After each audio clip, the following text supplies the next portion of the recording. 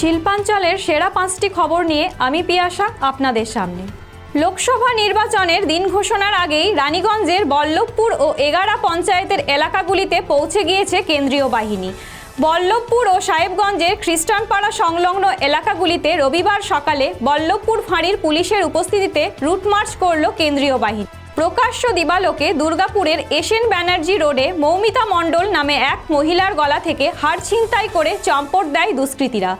জানা যায়, বাইকে হেলমেট পরা অবস্থায় দুই যুবক হাড় ছিনতাই করে।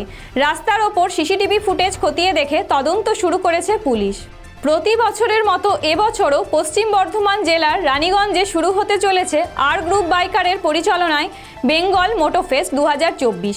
নিত্য নতুন মোটরসাইকেল ও তার সরঞ্জামাদিগুলো আরও নতুনভাবে প্রদর্শন করতে অষ্টমবারের মতো এটি আয়োজিত করা হয়েছে।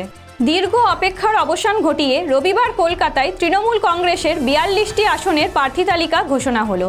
সব জল্পনাকে সত্যি করে বর্ধমানের দুর্গাপুর লোকসভা কেন্দ্রের তৃণমূল কংগ্রেসের প্রার্থী হলেন বিশ্বকাপ জয়ী ক্রিকেটার কীর্তি আজাদ। আজ কলকাতায় 42টি আসনে তৃণমূলের প্রার্থী তালিকা ঘোষণার পর থেকেই প্রার্থীর সমর্থনে বর্ধমান জেলা তৃণমূল কংগ্রেস নেতৃত্ব জোর কদমে প্রচার শুরু করে দিয়েছে।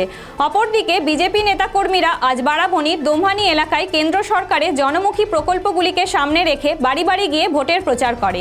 তবে আসানসোলের বিজেপি প্রার্থী প্রবণ সিংয়ের পরিবর্তে কে প্রার্থী হবে তা নিয়ে ধোঁয়াশা রয়েছে। শিল্পাঞ্চলের সেরা 5টি খবর এখনকার মতো এই পর্যন্তই। পরবর্তী খবরের জন্য চোখ রাখুন খবর বাংলার স্ক্রিনে। খবর বাংলা, খবরের খবরদারি।